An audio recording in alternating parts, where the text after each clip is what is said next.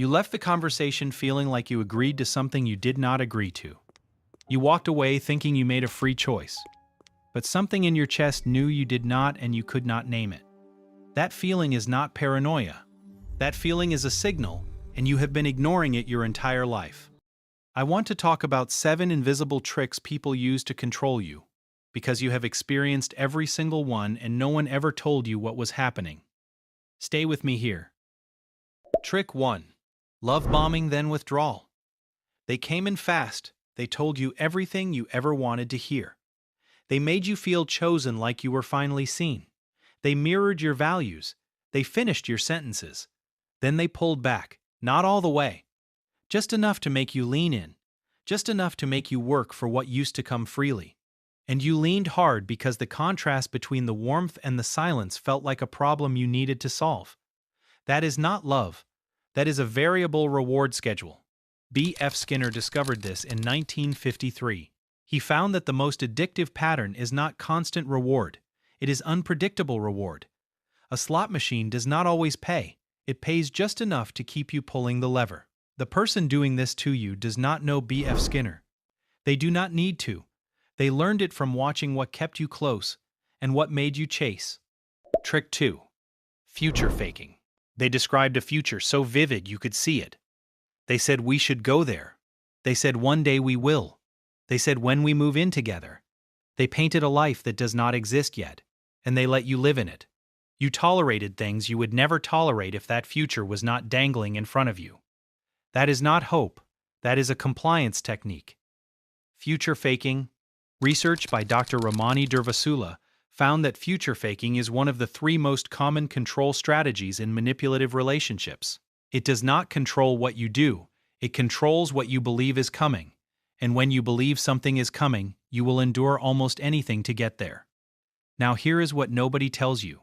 You did not fall for it because you were naive. You fell for it because the future they described matched one you had been carrying inside you for years. They did not create the hunger. They found it, and they fed it just enough to keep you dependent on the hand that held the food. Trick 3. The loaded question. Has someone ever asked you a question where no answer made you look good? When did you stop caring about this relationship? Why are you always so defensive? Why do you never listen? You cannot answer that without accepting the premise that you stopped caring, that you are always defensive, that you never listen. The loaded question does not want information. It wants surrender. It wants you to argue inside a frame someone else built. And the moment you argue inside their frame, you have already lost. This is called presuppositional framing. Lakoff and Johnson found that the person who frames the question controls the range of answers. The people who do this to you do not study framing theory. They learned it by watching what made you explain yourself instead of standing your ground. Every time you explained yourself, you taught them that the frame works. And here is what nobody knows. The moment you stop defending inside their frame, it collapses. You are not obligated to answer a question built to trap you. Trick 4. The guilt escalation. You set a boundary, and they made it about their pain. You said, I cannot do this, and they said, after everything I have done for you. You said, I need space, and they said, I guess I care more than you. They did not argue with your boundary. They argued with your right to have one. This is moral coercion, and Dr. Susan Forward calls it emotional blackmail. She identified 3 components. Fog, fear, obligation, and guilt. They make you afraid of losing them. They make you guilty for choosing yourself. And you folded. Not because you were weak.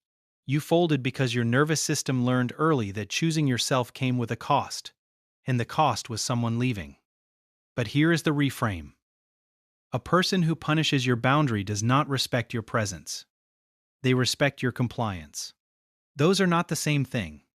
If this is landing for you, subscribe, because we go deeper every week. And brace yourself, because the next one is the most invisible trick of all. Trick 5. Triangulation. They brought someone else in. They compared you. They mentioned someone who would never treat them this way. They made you compete for a position you already held. Triangulation is not about the third person. It is about control.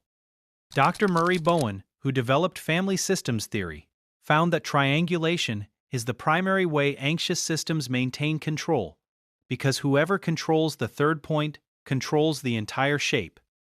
You were so focused on winning that you did not notice the game was designed so you could never win and they could never lose. And here is what this means. The second you stop competing, you stop being controllable. The whole structure only works if you agree to play. Trick 6. The silent treatment as punishment. They stopped talking, not because they needed space, not because they were processing. They stopped talking because silence is louder than anything they could say, and they know that your imagination will punish you harder than they ever could. You checked your phone. You replayed the conversation. You wrote the apology that was never requested. Kipling Williams at Purdue University found that being ignored activates the same brain regions as physical pain, the dorsal anterior cingulate cortex, and the anterior insula. The silent treatment does not feel like rejection. It feels like injury, because to your brain, it is injury. They know you will trade your boundary for their acknowledgement, because being ignored by someone you love hurts more than being hurt by them. Trick 7. Gaslighting as identity erosion. They did not say you are wrong. They said that never happened. They said you are remembering it wrong.